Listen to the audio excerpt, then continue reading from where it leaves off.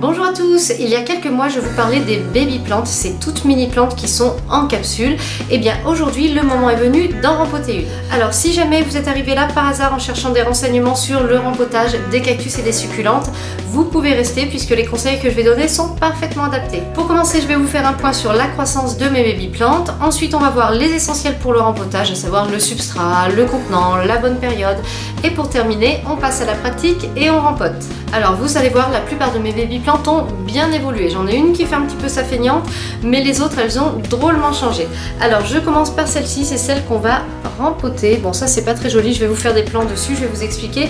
Alors je vais la rempoter parce que là elle est bien haute, on a encore un petit peu de marge en hauteur, mais par contre elle commence à toucher les bords de sa capsule. Donc elle a deux feuilles qui touchent le bord de la capsule. J'ai l'impression qu'elle n'est pas forcément à l'aise, que là elle a besoin de passer à autre chose, donc on va la rempoter. Ensuite je vais vous montrer la feignante du groupe, celle qui prend son temps. En fait c'est le cactus. Alors c'est un petit peu normal, les cactus ont une croissance qui est assez lente. Donc celui-ci, bon, il n'a pas beaucoup bougé. Pour être honnête, je vois pas vraiment de différence entre les images de l'époque et la tête de mon petit cactus aujourd'hui. En tout cas, il va bien, il est vert, il n'a pas l'air d'être pourri. Pour l'instant, il est très bien dans sa capsule et il va y rester encore un certain temps. J'ai celle-ci. Alors celle-ci, elle n'est plus à moi, je l'avais offerte à un ami, mais par contre là je l'ai réempruntée pour ma vidéo et vous voyez, par rapport à avant, en fait, elle a poussé en hauteur. C'est-à-dire qu'au début elle était plus trapue, plus basse dans sa capsule, et puis là, pof, elle s'est allongée, elle est partie en hauteur, donc elle a bien évolué, elle va bien, et ce n'est pas moi qui m'en occupe. Donc comme quoi, vous voyez, s'occuper d'une baby plante, c'est vraiment pas compliqué. Pour l'instant, franchement, je trouve pas que ça mérite un rempotage, donc on va la laisser tranquille. Pour terminer, la dernière de ma collection, alors c'est celle-ci. Alors, je sais pas si vous vous souvenez, elle était toute petite, tellement petite que je me disais mais celle-ci, elle va jamais pousser, elle va sécher, elle va... Et bien regardez quand même, elle a explosé, là elle a beaucoup de feuilles en plus, on sent qu'elle se plaît.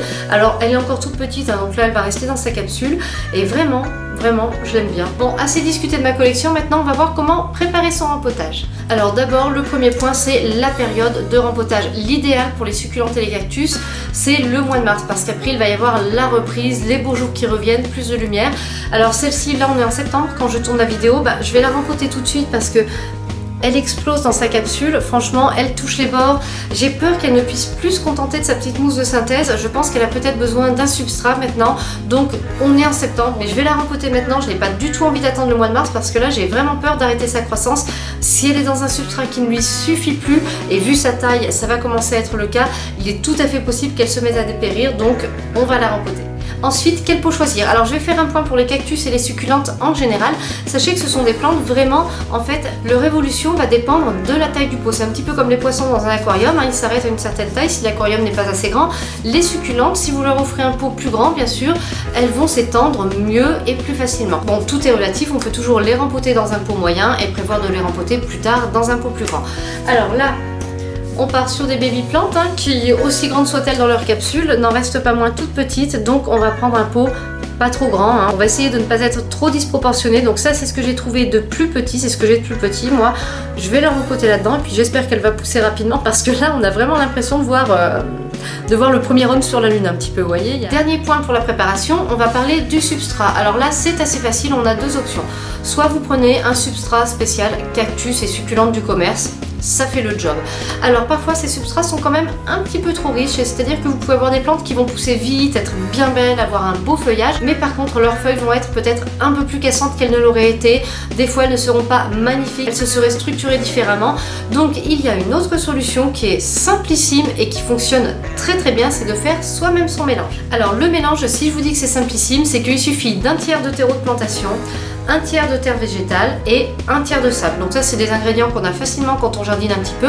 Le sable, surtout ne prenez pas du sable trop fin parce qu'en fait ça va tasser le terreau au lieu de permettre un bon drainage. Et surtout ne prenez pas du sable ramené de la plage parce qu'il est salé et ça c'est vraiment pas top pour les plantes. Donc vous faites ce mélange, un tiers de terreau de plantation, un tiers de terre végétale et un tiers de sable, et là c'est un super mélange pour les cactus et les succulentes. Si jamais vous n'avez pas de terre végétale, pas de terre du jardin, ce n'est pas grave, on va pouvoir se rabattre sur une autre formule. On va tout simplement mettre 2 tiers de terreau de plantation avec un tiers de sable. Et maintenant c'est parti, atelier rempotage. Première étape, on va préparer le pot destiné à accueillir la baby plante. Alors on va le remplir avec notre mélange ou avec notre substrat spécial cactus et succulente.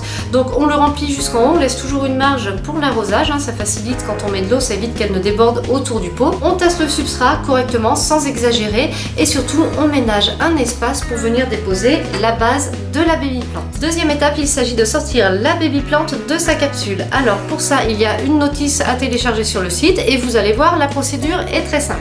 Donc il est recommandé d'ouvrir la capsule avec une pince, mais celle-ci elle est assez facile. Je vous avoue que j'ai déjà ouverte par curiosité. Voilà, je vais le faire avec les mains en tournant. Donc maintenant, ce qu'on va devoir faire, vous voyez là, il y a un petit trait parce qu'en fait, la base de la capsule, elle est formée de deux parties, deux moitiés qu'il va falloir séparer pour libérer la baby plante. Alors c'est pareil, on conseille de le faire avec des pinces, mais moi, bien sûr, j'aime bien sortir des sentiers battus et je vais voir. Ah ouais, non, effectivement, il va falloir que j'utilise des pinces.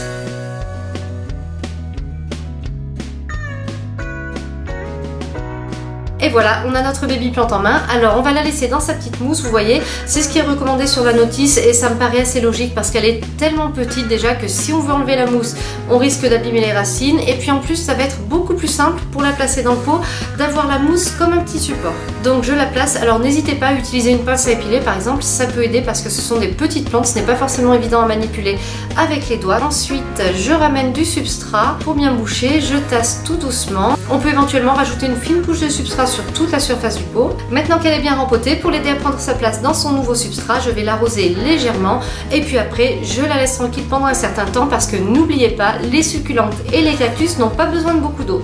Cette vidéo est maintenant terminée, j'espère qu'elle vous a plu. Si vous avez des remarques, des questions, n'hésitez pas à les poster en commentaire. Merci et à bientôt pour une nouvelle vidéo.